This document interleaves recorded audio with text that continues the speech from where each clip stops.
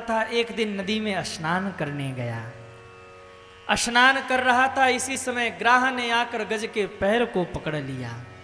गज ने खूब कोशिश करी पर निकल नहीं पाया। परिवार वालों को बुलाया, परिवार वाले आए, लगे खींचकर बाहर निकालना चाहा। जब वो गज नहीं निकला तो परिवार वाले परेशान हो गए और कहा, महाराज आप खुद ही निपट लेना, इस ग्राह से हम तो जा रहे हैं। आज वो गज रो पड़ा है। जिस परिवार के लिए मैंने इतना कुछ किया, आज उसी परिवार ने मेरा साथ छोड़ दिया। ध्यान देना मेरे भाई बहन, जिस दुनिया के लिए, जिन परिवार के लोगों के लिए हम बहुत कुछ करते हैं,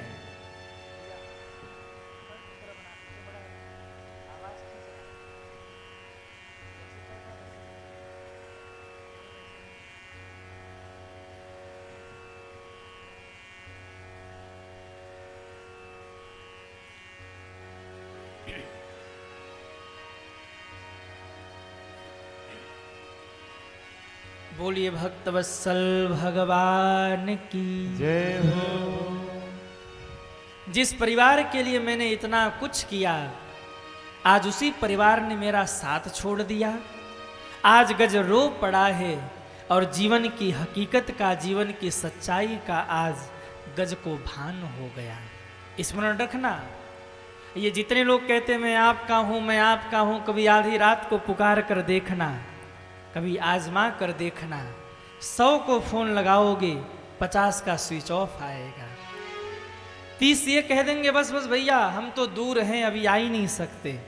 20 ये कहेंगे मैं आ रहा हूं, जिसमें 10 ये कहेंगे पहुंचने वाला हूं। आते आते 9 गायब हो जाएंगे, केवल 1 बचेगा और वो 1 कोई और नहीं, मेरा परमात्मा ही वो 1 होगा जो अंत में बचेगा। इसलिए दुनिया पे भरोसा करो, अच्छी बात है, लेकिन दुनिया पे भरोसा करने से पहले एक बार भगवान पर भरोसा जरूर कर लेना। आज गज ने देख लिया, ग्राह ने चरण पकड़े हैं, ग्राह नीचे की ओर खींच रहा, गज अपने आप को ऊपर ले जाना चाहता, पर जब असहाय हो गया तो इसने प्रभु को पुकारना शुरू किया। बहुत लंबी स्तुति का गायन किया, लेकिन संयोग देखो, पूरी स्तुति में गज ने किसी देवता का नाम नहीं लिया। देवताओं की मीटिंग हुई, किसको पुकार रहा गज? भगवान विष्णु ने कहा यदि इस स्तुति में गज ने किसी का नाम नहीं लिया तो जिस स्तुति में किसी का नाम नहीं होता वो स्तुति हमारा ही होता है, इसलिए मैं जाऊंगा। भगवान गरुड़ पर बैठकर चले, गज डूबने ही वाला था, इतने में भगवान आते दिख गए और जो भगवान को देखा आवाज लगाया, हे गोविंद मेरी रक्षा कीजिए, मुझे बचा लीजिए। पकड़ लो हाथ बनवारी, नहीं तो डूब जाएंगे। पकड़ लो हाथ बनवारी, नहीं तो डूब जाएंगे।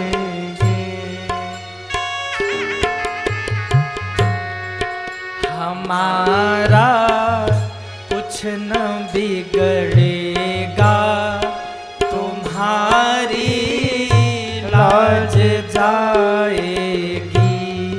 हमारा कुछ बिगड़ेगा, तुम्हारी लाज जाएगी। पकड़ लो हाथ गिरधारी, नहीं तो डूब जाएंगे।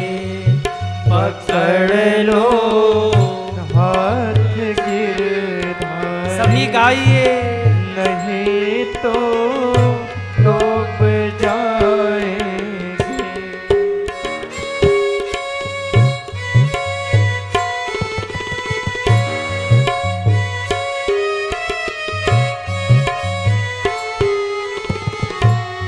गज बोला ठाकुर जी तुम्हारे ही भरोसे पर जमाना छोड़ बैठे हैं।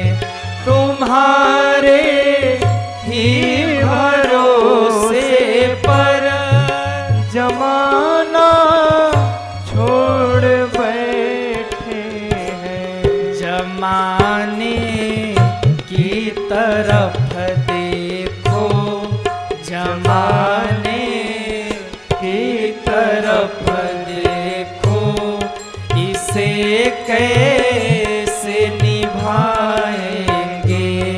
पकड़ लो हाथ गिरधारी, नहीं तो डूब जाएंगे। हमारा कुछ न बिगड़ेगा, हमारा कुछ न बिगड़ेगा। तुम्हारी लाज जाएगी। हमारा कुछ न बिगड़ेगा। तुम्हारी लाज जाएगी।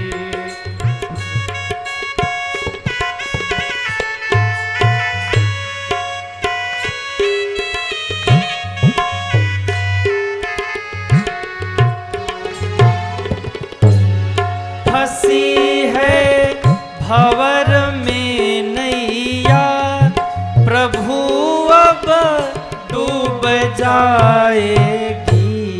फंसी है भंवर में नैया, प्रभु अब डूब जाए। और अंत में बोला, खेवैया आप बन जाओ, खेवैया आप बन जाओ। तो बेड़ा पार हो जाए। पकड़ लो हाथ बनवारी, नहीं तो डूब जाएंगे। तुम्हारा कुछ न बिगड़ेगा। ओ हमारा कुछ न बिगड़ेगा। तुम्हारी लाज जाएगी, हमारा कुछ न बिगड़ेगा।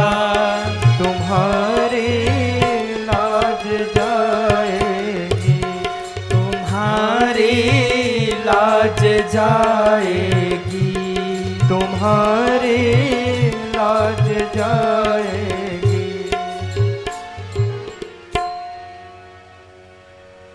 फंसी है भंवर में नैया, प्रभु अब डूब जाएगी। खेवैया आप बन जाओ। अरे गाओ ना, खेवैया आप बन जाओ, तो बेड़ा पार हो जाए। पकड़ लो हाथ बनवारी, नहीं तो डूब जाएंगे। हाथ भी पकड़ा तो कैसे। एक कमल उठा के उस हाथी ने ऊपर किया, गज ने, भगवान ने उस हाथी के सूंड को पकड़ा और ऊपर खींच के बाहर निकाला। गज तो बाहर आया ही, साथ में ग्राह भी बाहर आ गया है। भगवान ने सुदर्शन छोड़कर पहले ग्राह का उद्धार किया और बाद में गज का उद्धार किया। आप कहोगे पुकारा था गज ने और भगवान ने आते उद्धार किया, पहले ग्राह का, ऐसा क्यों? देखो, भगवान का चरण पकड़ोगे ना तो भगवान बाद में उद्धार करेंगे, लेकिन भगवान के भक्त के चरण पकड़ लिया तो भगवान पहले ही उद्धार कर देंगे।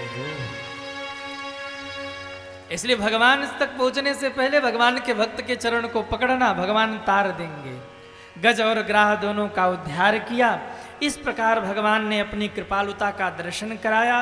श्री सुखदेव जी राजा परीक्षित को कथा सुना रहे और इसके बाद कथा आई समुद्र मंथन की। समुद्र मंथन की पहले की घटना, दुर्वासा ऋषि ने एक माला का प्रसाद दिया इंद्र को। इंद्र ने उसे उठाकर हाथी के ऊपर फेंक दिया अपने। हाथी ने उस माला को तोड़कर चरणों में डाल दिया। दुर्वासा ऋषि को क्रोध आया और श्राप दिया, जिस अभिमान में तुम मस्त हो हम श्राप देते हैं। जिस लक्ष्मी के धन के अभिमान में, जिस पद के मद में तुम इतने मस्त हो कि तुमने इस प्रसाद का अपमान किया, मैं श्राप देता हूं वो तुम्हारा पद तुमसे छिन जाएगा। देखो, जीवन में कभी भी प्रसाद का अपमान नहीं करना चाहिए। प्रसाद क्या है? बोले प्रसाद में 3 अक्षर हैं, प्र, सा और द। क्या अर्थ है? प्र यानी परमात्मा का, सा यानी साक्षात, द यानी दर्शन। परमात्मा का साक्षात दर्शन ही प्रसाद होता है सज्जन। इसलिए जीवन में कभी भी जाने अनजाने में भगवान के प्रसाद का, संत के द्वारा दिए गए प्रसाद का अपमान नहीं करना चाहिए। कई बार लोग व्यासपीठ से पुष्प पाते हैं, ले जाकर घर की खूंटी पे टांग देते हैं। अब वो सूख कर पैरों तक गिर जाता है और फिर वो पैरों से लगता है। ऐसा नहीं होना चाहिए। महात्मा यदि कोई संत, यदि कोई आपको कोई प्रसाद दे रहे, पुष्प की प्रसादी, माला की प्रसादी, फल की प्रसादी, उसे साधारण मत समझना, वो ठाकुर जी की कृपा है। उसका अपमान मत करना। परमात्मा का साक्षात दर्शन ही प्रसाद है। दैत्यों को ये पता लगा, आक्रमण हुआ, दैत्य हावी हो गए स्वर्ग के ऊपर, देवता मारे मारे फिरने लगे। और फिर भगवान के कहने पर समुद्र मंथन की तैयारी भई। देवता और दैत्य दोनों लगे। मदराचल पर्वत को मथानी बनाया, वासुकी नाग को रस्सी बनाया। समुद्र मंथन प्रारंभ हुआ तो 14 रत्न निकले। कितने रत्न निकले? 14 रत्न। 14 रत्न कौन कौन से थे? बोले महाराज, सबसे पहले विष निकला, हलाहल विष। तीनों लोक में हाहाकार मचा, विष का पान कौन करे? देवता ब्रह्मा जी के पास पहुंचे, ब्रह्मदेव कृपा कीजिए, विष निकला, इसका पान कीजिए। ब्रह्मा जी ने कहा, देखो भैया, हम तो लिखने पढ़ने वाले हैं, खाने पीने के चक्कर में हम ज़्यादा नहीं पढ़ते। तो बोले विष का पान तो वही करेगा जो खाने पीने के चक्कर में रहता हो। किसके पास जाएं? बोले जाओ विष्णु जी के पास। क्यों? ये जब जाते कृष्ण बनकर, जब महाराज जब भी धरती पर अवतार लेते, नटखट लीला करते हैं। महाराज खुद के घर में 9 लाख गैयाएं और गोपियों के घर में जाकर माखन चुराते हैं। पेट इनका बहुत बड़ा, उनके पास ले जाओ। विष्णु जी के पास पहुंचे, विष्णु जी सो रहे थे, जगाया। बोले प्रभु विष निकला है, पान करो। कहा देखो भैया, हम तो यशोदा माँ के माखन मिश्री खाने वाले हैं। हाँ, हमने तो यशोदा माँ के हाथ से माखन मिश्री खाया, हम विष नहीं पी सकते। ले जाओ भोले बाबा के पास। और अंत में फंसता वही है जो भोला होता है। और शंकर जी तो भोले भाले हैं साहब। हाँ, समाज में भी देखो आप, ठगा वही जाता है जो भोला भाला होता है। चालाक लोग तो निकल लेते हैं। भोले भाले बाबा बैठे हैं, देवता विष लेकर पहुंचे, बाबा विष का पान करो। अब बिना धर्म पत्नी की आज्ञा के कैसे पी लें? हाँ, मैंने देखा है, कईयों को पूछा जाए, भाई ये काम होगा? अच्छा रुको रुको, हम घर में पूछ के आते हैं। होना भी चाहिए। शंकर जी ने कहा 2 मिनट रुको, जरा घर वाली को पूछ ले। पार्वती जी को पूछा, देवी क्या हुआ? देवता विष लेके आए, पी लूं? कहा महाराज, दुनिया की कौन पत्नी होगी जो पति को जहर खाने को कहेगी? हाँ, मैं तो आपकी दासी हूं। अगर इस विष को पीने से राष्ट्र सुरक्षित है, अगर इस विष को पीने से मानव जीवन सुरक्षित है, पी लीजिए विष को। मैं नहीं कहती, फिर भी अगर इसमें कल्याण है तो आपकी जो इच्छा। आहा, भोले बाबा ने विष को लिया, पीना प्रारंभ किया। विष मुख में गया। भगवान शंकर ने कहा, विष मुख में मत रहो, मेरे मुख में राम नाम है। भीतर जाओ। कंठ में ले गए, हृदय में विष उतरने लगा। भगवान ने कहा, विष हृदय में मत जाओ, क्योंकि मेरे हृदय में भगवान राम विराजमान हैं। मुख में राम नाम है पर हृदय में राम जी हैं। कंठ में रखकर विष को सुखा दिया है। कंठ जो है वो विष के प्रभाव से नीला हो गया और भगवान शंकर का नाम नीलकंठ हो गया। बोलिए नीलकंठ भगवान की जय हो। ये विष क्या है? बुराई ही विष है। और समाज के द्वारा जब बुराई रूपी विष मिले ना, इसे बाहर मत उगलो, इसे भीतर मत ले जाओ। बाहर उगलोगे तो बाहर के लोग दुनिया वाले जलेंगे, भीतर ले जाओगे तो हार्ट अटैक आएगा। कंठ में रखकर सुखा देना, आप भी नीलकंठ महादेव हो जाओगे, आप भी शिव हो जाओगे। देवता आए, बोले प्रभु जिस विष को देखकर हम थरथर थरथर कांप रहे थे, उसी विष को पी गए आप, और आप बैठ के भजन कर रहे हो, ऐसा कैसे हो गया? भगवान शंकर ने मुस्कुराते हुए कहा, देवताओं जिस विष को तुमने विष समझा, उसी विष को मैंने भगवान का प्रसाद समझा। पहले ठाकुर जी को भोग लगाया और फिर मैं विष को पी गया, कंठ में रखा। कंठ में विष, हृदय में राम। विष और राम मिलके हो गया विश्राम और मेरी समाधि लग गई और मुझे आराम मिल गया, मुझे विश्राम मिल गया। विष और राम बराबर विश्राम। समुद्र मंथन का कार्य आगे बढ़ा। 14 रत्न कौन कौन से? श्रीमणि रंभा वारुणी, अमीय शंख गजराज, धनवंतरि धनुधेनु शशि, कल्पद्रुम विषबाजी। ये 14 रत्न प्रकट हुए।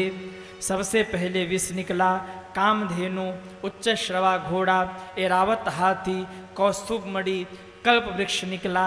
अप्सराएं प्रकट हुई, लक्ष्मी जी प्रकट हुई, नारायण का वर्ण किया। वारुणी देवी यानी मदिरा, इनका भी प्राकट्य हुआ। शंख प्रकट हुआ, धनुष प्रकट हुआ, शशि यानी चंद्र प्रकट हुए, और अंत में धनवंतरी भगवान प्रकट हुए, जिनके हाथ में अमृत का कलश था। अमृत के लिए झगड़ा हो गया। दैत्य अमृत ले भागे। देवता दौड़े दौड़े भगवान विष्णु के पास पहुंचे, प्रभु बचा लीजिए, नहीं दैत्य पी लेंगे अमृत, अमर हो जाएंगे, बहुत पीटेंगे हम लोगों को। वो तो मरेंगे नहीं, हमको मार डालेंगे सब। भगवान ने कहा, बेटा चिंता मत करो, मैं कुछ करता हूँ। भगवान ने एक सुंदर सा रूप बनाया, और वो रूप कोई और नहीं, भगवान आज स्त्री बन गए, और स्त्री बनकर मोहिनी भगवान बनकर दैत्यों के सामने प्रकट हो गए। बोलिए मोहिनी भगवान की जय हो। दैत्य मोहित हुए, कहा देवी जी आप कौन हो? बोले ये मत पूछो कौन है, कौन हो, तुम लोग झगड़ा कर रहे हो, मुझे समझ नहीं आ रहा झगड़ क्यों रहे हो। बोले अमृत के लिए झगड़ा है। भगवान ने मुस्कुराते हुए कहा, मोहिनी भगवान ने, एक काम करो, 2 झगड़ा हम निपटा देते हैं। तुम लोग पंक्ति में बैठो, एक तरफ दैत्य दूसरी तरफ दानव, एक तरफ दैत्य दूसरी ओर देवता, और बीच में भगवान लेकर अमृत खड़े हो गए मोहिनी रूप में। देवताओं को अमृत पिला दिया और दैत्यों को महाराज मदिरा पिला दिया। सभी दैत्यों को मदिरा पिला रहे। एक दैत्य जिसको ये जानकारी मिल गई हमारे साथ छल हो रहा, अपनी टीम से उठा है और जाकर 2-2 हाइलोजन के बीच में, देवताओं के बीच में जाकर बैठा। 2-2 हाइलोजन के बीच में, एक तरफ सूर्य और दूसरी ओर चंद्रमा। भगवान समझ नहीं पाए, और ज्यों भगवान ने दिया अमृत, उसमें उसने हाथ में लिया और ज्यों आचमन किया ऐसे, और आचमन करने के बाद ऐसे किया, नारायण भगवान और सूर्य चंद्रमा पकड़ गए। ये देवता नहीं, ये दानव है। क्यों? आचमन से कैसे पकड़ गए? आचमन करने का भी तरीका है। क्या तरीका है? बोले एक हाथ से जल लीजिए, और जल लेकर दूसरे हाथ पे केशवाय नमः, माधवाय नमः, नारायणाय नमः, हस्तो प्रक्षालनम, गोविंदाय नमो नमः। नियम क्या है? जल कितना ले आचमन के लिए? बोले हाथ में जल इतना ले आचमन के लिए कि जिसमें मूंग का दाना डूब जाए। कितना जल लेना है? बोले मूंग का दाना डूब जाए। और मुक्त कैसे लगाना है कि जल कंठ से होते हुए हृदय में पहुंच जाए। मैंने कईयों को देखा है केशवाय नमः, मुख तर ऐसे लगाया, हाथ जूठा हुआ, सिर पे लगाया, सिर भी जूठा हो गया। नहीं, केशवाय नमः मुख तर लगाया और उसके बाद माधवाय नमः, नारायणाय नमः, तीनों हो गया। और फिर बाद में हस्तो प्रक्षालनम, जल इतना लेना है कंठ से होकर हृदय में उतर जाए, हृदय शुद्धि हो जाए। दैत्य ने गलती यही करी, लेकर आचमन किया, अमृत पीकर सिर से लगाया, आहा पकड़ गए, ये देवता नहीं ये दैत्य है। भगवान अपने रूप में आए, सुदर्शन चक्र छोड़कर सिरधर अलग कर दिए। चूंकि अमृत पी चुका था, वो मरा नहीं, तो आज भी राहु और केतु के रूप में हमारे ग्रहों में वो विराजमान है। युद्ध प्रारंभ हो गया, देवताओं ने दैत्यों को मार डाला, दैत्यों के राजा बलि भी मारे गए। शुक्राचार्य ने जीवन दान दिया है। बलि ने हाथ जोड़कर शुक्राचार्य जी को पूछा, बाबा सबकी काट हमारे पास है, पर विष्णु की कोई काट नहीं है। विष्णु हमें छल न पाए, विष्णु हमें जीत न पाए, इसके लिए हमें क्या करना हो, हम विष्णु को कैसे बस में कर ले। कहा 3 लोगों की सेवा करो। किनकी? ब्राह्मण की, संत की और गौ माता की। 3 की सेवा करो, और विशेष करके ब्राह्मण और संत और गौ माता, इन 3 की, क्योंकि ये 3 प्रसन्न है तो विष्णु तुम्हारा कुछ नहीं बिगाड़ सकते। और फिर तो संतों का भंडारा प्रारंभ हुआ।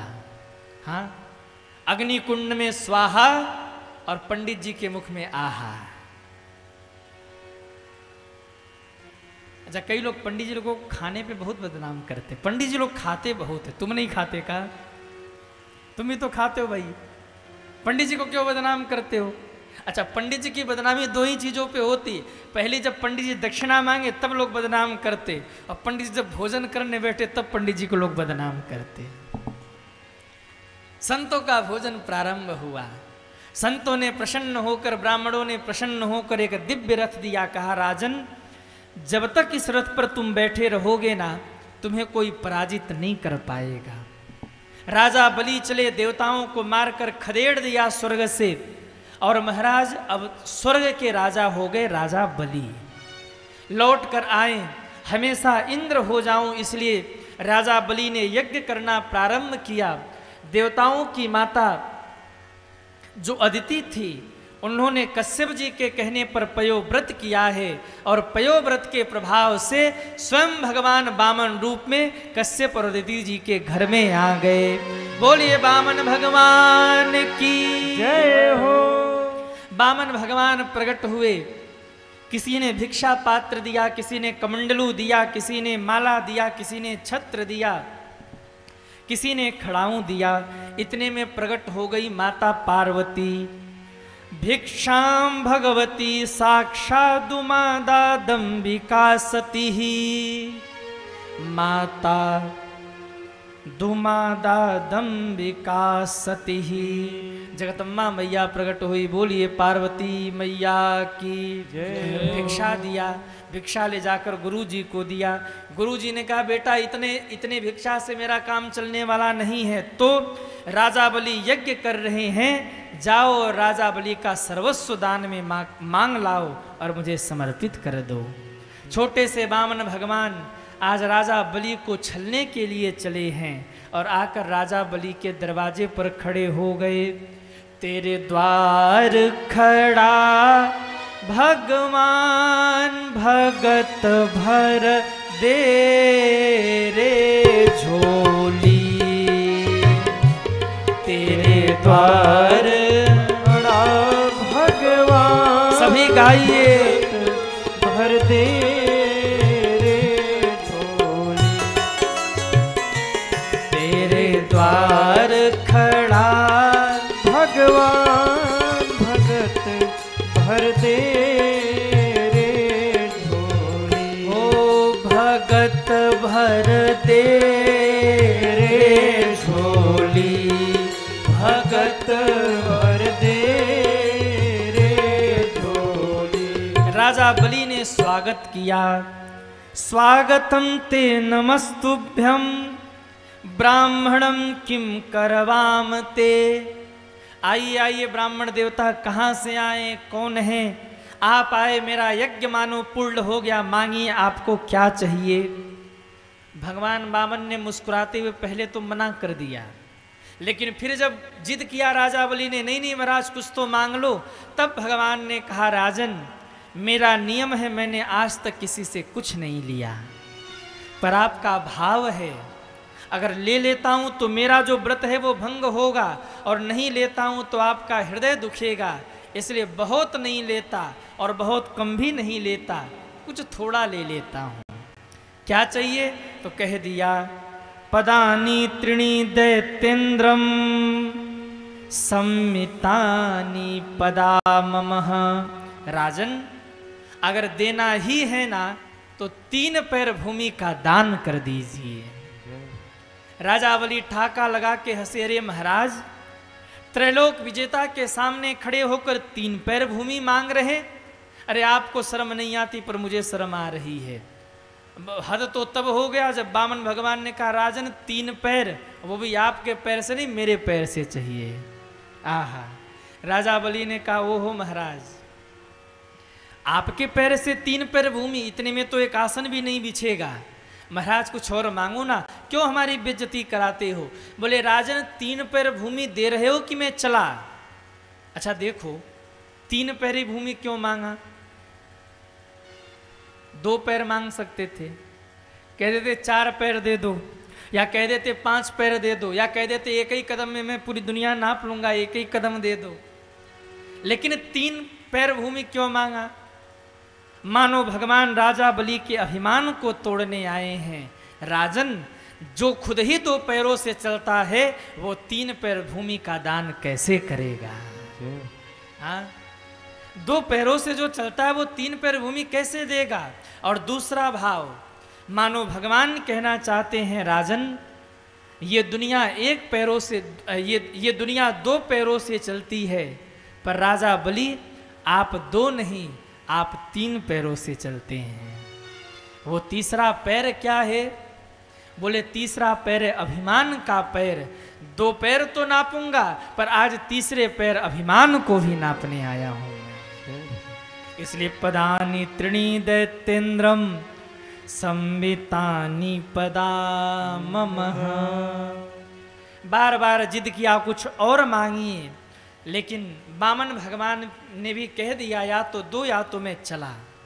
दौड़कर चरण पकड़ लिए, महाराज नाप लो जहां से चाहिए। बोले, ऐसे नहीं लूंगा, पहले संकल्प करो। क्यों? मैं ऐसा ब्राह्मण हूं, बिना संकल्प के कभी मैंने कुछ नहीं लिया, पहले संकल्प करो। अरे बोले, महाराज 3 पैर भूमि के लिए संकल्प क्या करना है?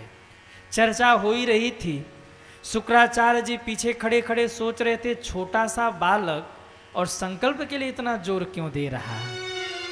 नेत्र बंद करके ध्यान लगाया तो कोई बालक नहीं, वहां तो नारायण भगवान खड़े थे। अरे चेला लुट गयो, दौड़े दौड़े आए। बोले, रुको राजन, ये कोई 52 नहीं, ये 53 नहीं, ये सीधे 55 है। ये भगवान है, तुम्हें छलने आए हैं, कह दो हमारी तुम्हारी कोई बात नहीं हुई।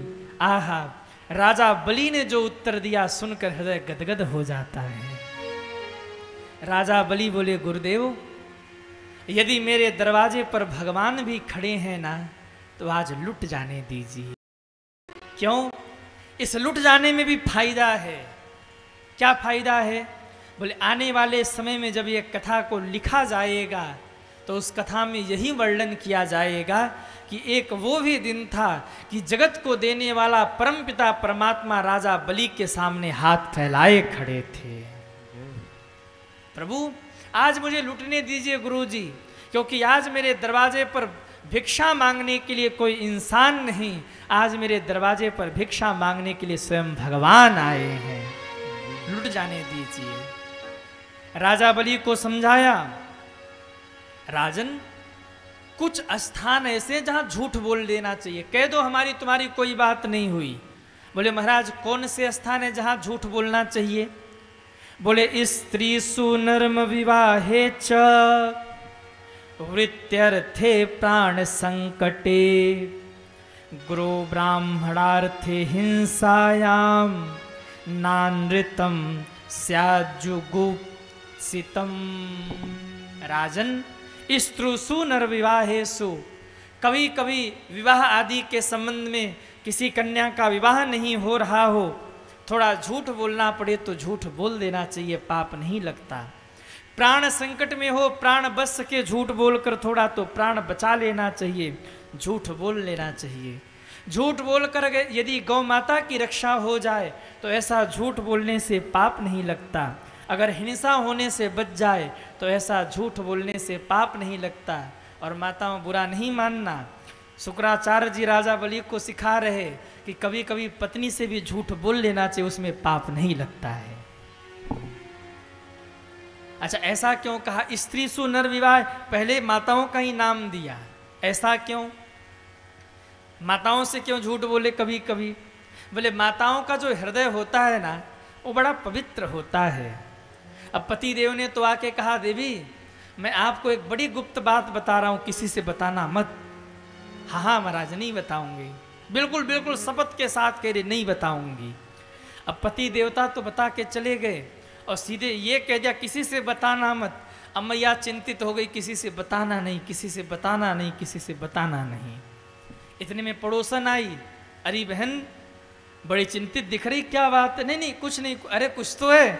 अरे नहीं कहना कुछ नहीं, अरे बताना क्या है, कुछ तो है तेरे मन में। देख मैं तो तेरी बहन जैसी हूँ, हर बात हम लोग शेयर करते, बता दे। उसने धीरे से कहा, सुन मैं तुझे बता रही हूँ, तू किसी से मत बताना। और जहां पूरी बात करके ये कहा, कह के ये कहा मैंने तुझे बताया, तू किसी से मत बताना। दीवार पे लिख दिया जाए इधर देखना सख्त मना है, तो बार बार मन होता जरा इधर देख ले, इधर है क्या। जहां ये कहा किसी से मत बताना, समझ लो बात फैल गई। और दूसरे दिन होते होते तो माताओं का नेटवर्क इतना तेज है, हाँ इतना तेज है कि कुछ ही घंटे लगेंगे, पूरे गांव में खबर फैल जाएगी। इसलिए कहा स्त्री सु नर विवाहे च, झूठ बोल दो। बोले गुरुदेव मैं झूठ नहीं बोलूंगा, लुट जाऊं भले पर झूठ नहीं बोलना मुझे। आज लुट जाने में भी आनंद है। हाथ में कमंडलू लिया, जल निकालने लगे। शुक्राचार्य जी भी असली वाले गुरु जी थे। कहा चेला कुछ भी हो जा तुम्हें लुटने न देंगे हम। हाँ, जिस टोटी से जल निकलना था उसी टोटी में आकर आंख लगाकर बैठ गए। जल निकाल रहे, राजा बलि, जल निकला नहीं। भगवान ने कहा राजन क्या हो गया? बोले महाराज लगता है टोटी में कोई जंग लग गया है। भगवान ने मुस्कुराते हुए कहा मुझे पता है कौन सा जंग लगा है, लाओ मैं ठीक करता हूँ। आहा, भगवान ने लिया, एक कुश खींचा है और महाराज जो निशाना लगा के मारा, शुक्राचार्य जी की एक आंख फूट गई है। निकल कर भागे, अरे चेला मरवा दियो तेने तो, तेरा सत्यानाश हो। बलि ने कहा गुरुदेव भक्त और भगवान तो एक ही होते हैं, द्वैत बुद्धि करोगे। भगवान ने एक आंख फोड़ा, मानो इशारा किया, भक्त और भगवान तो एक ही है, वो अलग नहीं है। हाथ में संकल्प लिया, मैं ब्राह्मण को 3 पैर भूमि दान करने का संकल्प लेता हूं। और ज्यों संकल्प करके छोड़ा और प्रणाम किया, भगवान ने अपना आकार बढ़ाना शुरू किया है। बढ़ने लगे भगवान, पैर पाताल को छूने लगा, सिर आकाश को छूने लगा। एक पैर ऊपर उठाया, ऊपर के सारे लोगों को नाप लिया। दूसरा पैर नीचे दबाया, अतल वितल सुतल तलातल रसातल महातल और पाताल को नाप लिया। एक पैर से ऊपर के लोगों को नापा, दूसरे पैर से नीचे के लोगों को नापा और फिर मुस्कुराते हुए बोले राजन तीसरा पैर कहाँ रखूं? आहा, राजा बलि ने कहा गुरुदेव प्रभु धन बड़ा होता है कि धन का मालिक? बोले धन का मालिक। राजा बलि के आंख में आंसू आए। कहा प्रभु 2 पैरों से आपने मेरा धन नापा है, तीसरा पैर मेरे सिर पे रखकर धन के मालिक को नाप लीजिए। आहा, तीसरा पैर उठा के राजा बलि के सिर पर रखा और भगवान ने एक झटका दिया। अतल वितल 2 लोकों को पार करके तीसरे लोक में पहुंच गए, सुतल लोक में। और जहां पहुंचे थे भगवान ने मुस्कुराते हुए कहा राजन मैंने तुम्हारा सब कुछ लिया है, इसलिए आशीर्वाद देता हूं, आज के बाद तुम सुतल लोक के राजा हो गए हो। सुतल लोक का राजा बना दिया। इस प्रकार से भगवान ने राजा बलि के ऊपर कृपा किया। इसके बाद मत्स्यावतार की कथा आई है। सूर्य वंश का वर्णन किया, निमि वंश का वर्णन किया, चंद्र वंश का वर्णन किया, और चंद्र वंश का वर्णन करते करते बोले मथुरा के राजा हुए उग्रसेन। कथा सुना दिया। उग्रसेन को एक बेटा हुआ, कंस बहुत पापी था, जिसके लिए भगवान धरती पर आए, मथुरा में आए, गोकुल गए, वहां भगवान ने बाल लीलाएं करी, फिर मथुरा में आए, यहाँ आकर मामा जी को मारा, फिर द्वारिका चले गए, द्वारिकाधीश बनकर गद्दी पर विराजमान हो गए। इसके बाद भगवान फिर हस्तिनापुर पहुँचे, वहाँ महाभारत का निर्माण कराकर कौरवों का वध कराया है। इसके बाद पुनः भगवान लौटकर द्वारिका आए। भगवान ने जाना मेरा परिवार पापी हो गया, भगवान ने अपने परिवार को ही श्रापित करवाकर अपने परिवार को नष्ट करवा दिया, और फिर एक बहेलिए का बहाना बनाकर भगवान अपने धाम चले गए। बोलिए कृष्ण कन्हैया लाल की जय हो। भगवान अपने धाम चले गए। इतना कह के सुखदेव जी मौन हो गए। राजा परीक्षित जी के आंख में आंसू आ गए। कहा गुरुदेव हो गई कथा? बोले राजन पूरी कथा तो हमने तुम्हें सुना दिया, अब क्या बचा है? बोले गुरुजी आपने सूर्यवंश का वर्णन किया, अच्छा लगा, आपने चंद्रवंश का वर्णन किया, अच्छा लगा, लेकिन मेरे ठाकुर जी के विषय में ये जो पहेलियां बुझाकर आप शांत हो गए ना, ये अच्छा नहीं लगा। कहा राजन 4 दिन और 4 रात बीत गए, तुमने कुछ खाया नहीं है, कुछ तो खा लो, जल पी लो।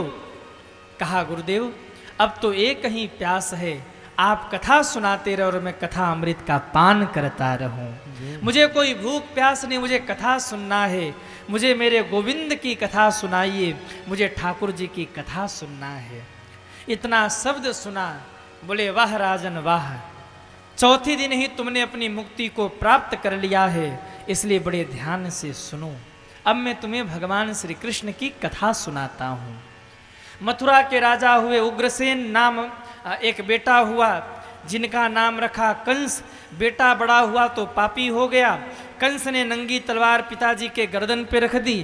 पिताजी ने विरोध किया तो कंस ने डांट लगाया, मेरी बिल्ली मुझे ही म्याऊं, ले जाकर बंद कर दिया जेल खाने में, खुद राजा बन के बैठ गया। पाप अत्याचार बढ़ा। किसी ने कंस को आकर कहा कंस ये दुनिया वाले तुझे गाली देते, कुछ अच्छा काम कर ले। क्या करूं? बोले बहन देवकी बड़ी हो गई, वसुदेव के साथ विवाह कर दे। वसुदेव के साथ विवाह किया है। लेकर जा रहा था घर छोड़ने, मार्ग में आकाशवाणी हो गई, अरे कंस जिस देवकी और वसुदेव को लेकर तू जा रहा है ना, इन्हीं देवकी और वसुदेव के जो 8वें पुत्र होंगे वही तुम्हारा वध करेंगे। पापी की बुद्धि कब पलट जाए ये कहा नहीं जा सकता। रथ से कूदा है, बहन देवकी के बालों को पकड़कर धरती पर घसीट दिया है। भैया ओ बाबू काहे हंसते हो? गलत बात। मैंने ऐसी कोई बात तो बोली नहीं जो आप हंस रहे हो।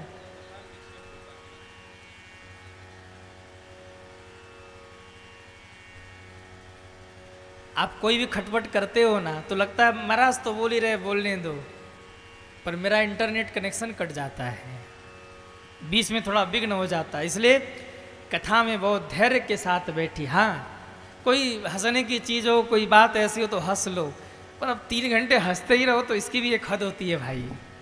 हाँ 3 घंटे हंसते ही नहीं रहना चाहिए, इसलिए बड़े धैर्य के साथ सुनिए। कहाँ गई कथा?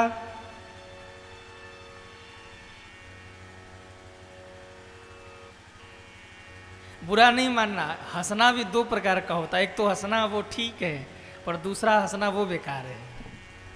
वो दूसरा वाला हंस रहे आप। सभी कथा पर ध्यान दे। कहाँ गई कथा?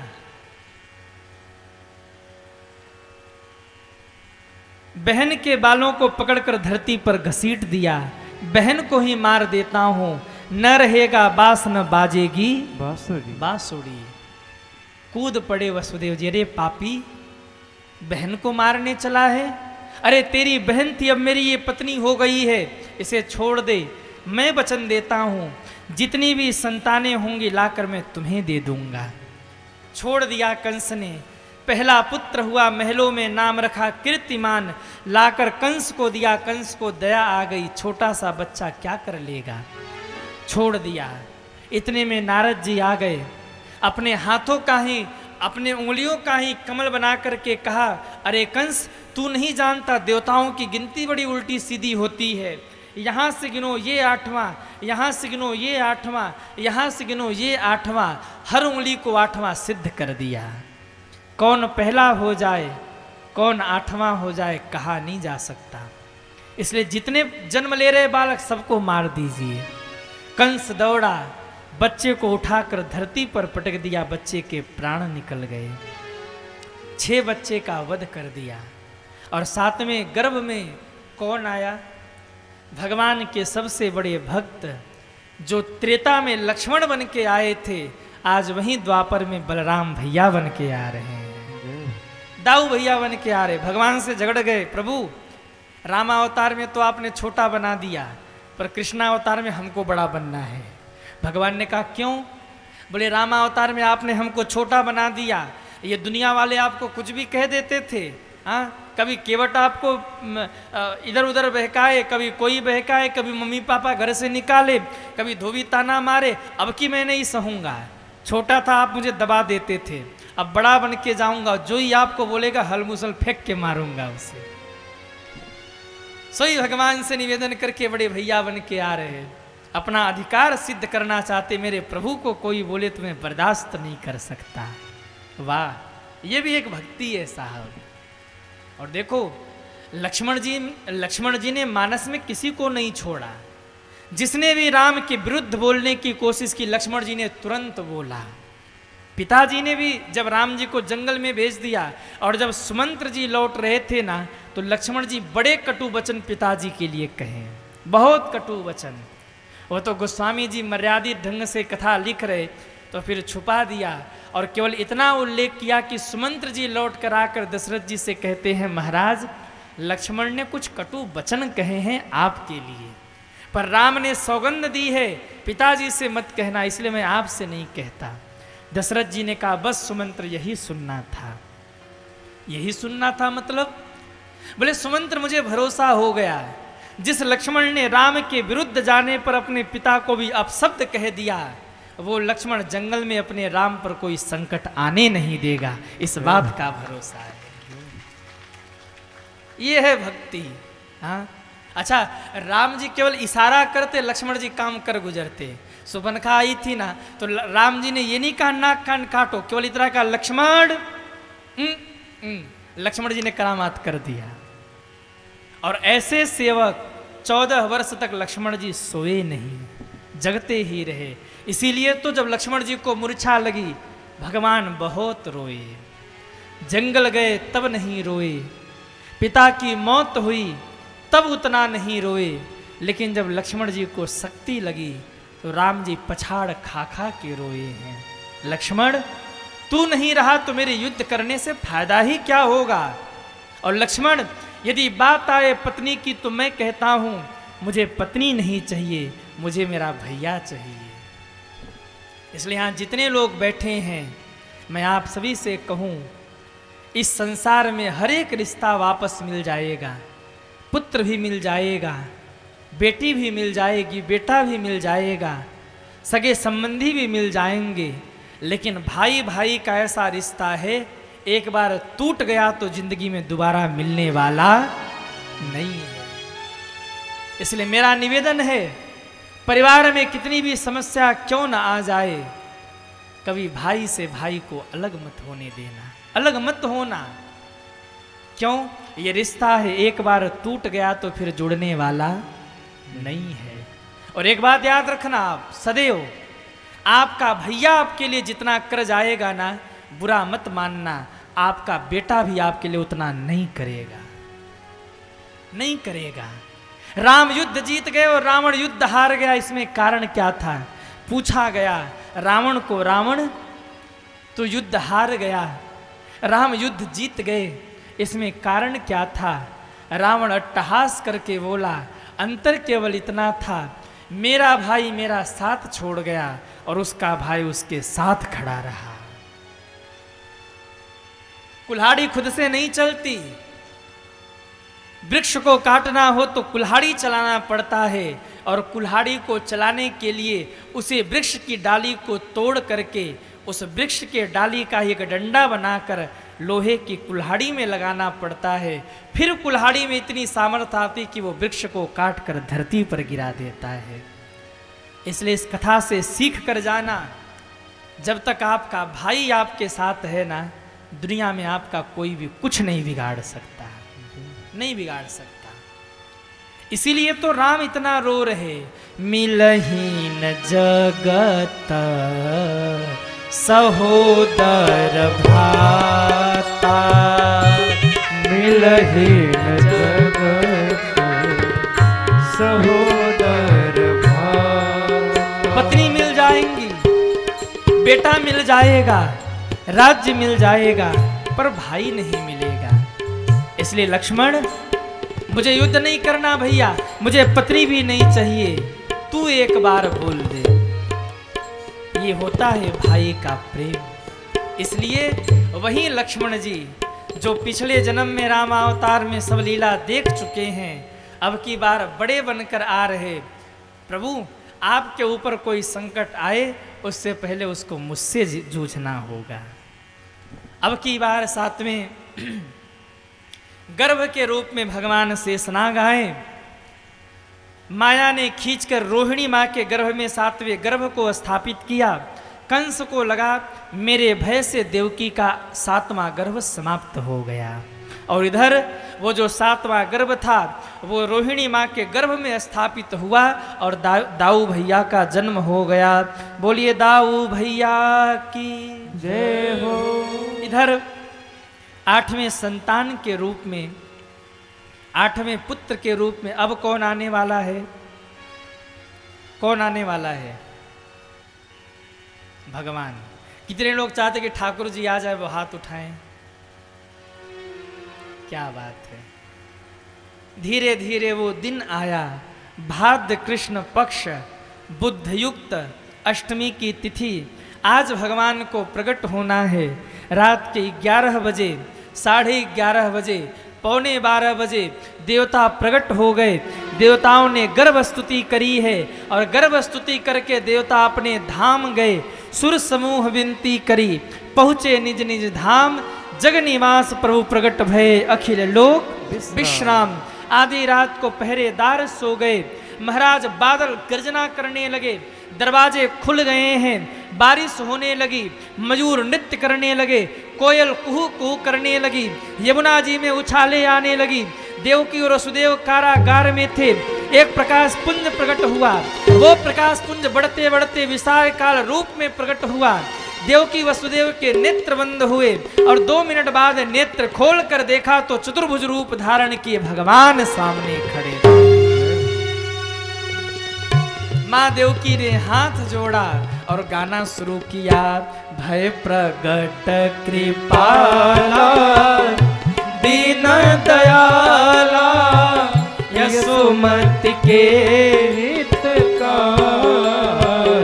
गाइए। भय प्रगट कृपाला दीन दयाला, यशोमति के हितकारी।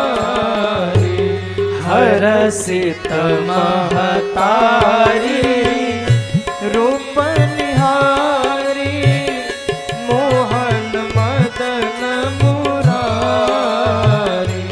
कंसासुर जाना अति भय माना, पुतना बेगी पठाई। सो मन मुस्काई, हर्षित धाई, गई जहाज दुराई। अति ताहि दीन जानी प्रभु चक्रपाणी ताहि दीन निज लोका ब्रह्मासुर आई अति सुख पाई मगन भये गए सोका यह छंद अनूपा है रस रूपा जो नरया को गावे तेहि सम नहीं कोई त्रिभुवन माही मन वांछित फल पावे हो नंद यशोदा तप कियो मोहन सो मन लाया नंद यशोदा तप कियो मोहन सुमन लाया सासो हरि तिन सुख दियो बाल भाव दिखलाया सासो हरि तिन सुख दियो बाल भाव दिखलाया बोलो चतुर्भुज नारायण भगवान की जय हो।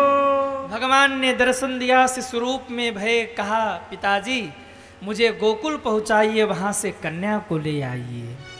कहा प्रभु मेरे पैरों में बेड़ियां हैं हाथों में हथकड़ियां हैं कैसे लेकर जाऊं। कहा एक बार मुझे अपने सिर पर उठाइए करामात हो जाएगा। क्या हुआ जैसे ही भगवान को टोकरी में भर के सिर पे उठाया करामात हो गया। क्या हुआ अरे खुल गए सारे ताले वाह क्या बात हो गई। गा दें गाय की रहने दे। अरे खुल गए सारे ताले वाह क्या बात हो गई।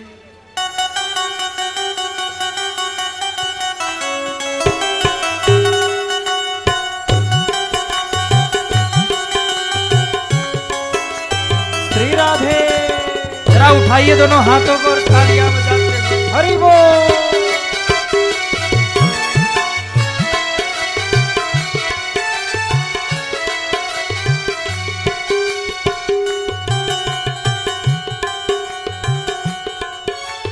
खुल गए सारे ताले वह क्या बात हो गई।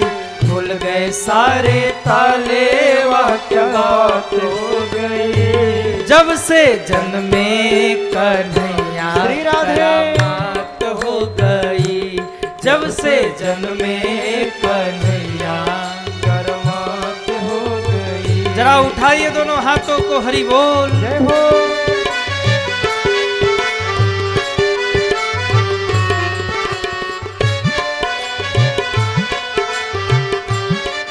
हरि बोल। ओहो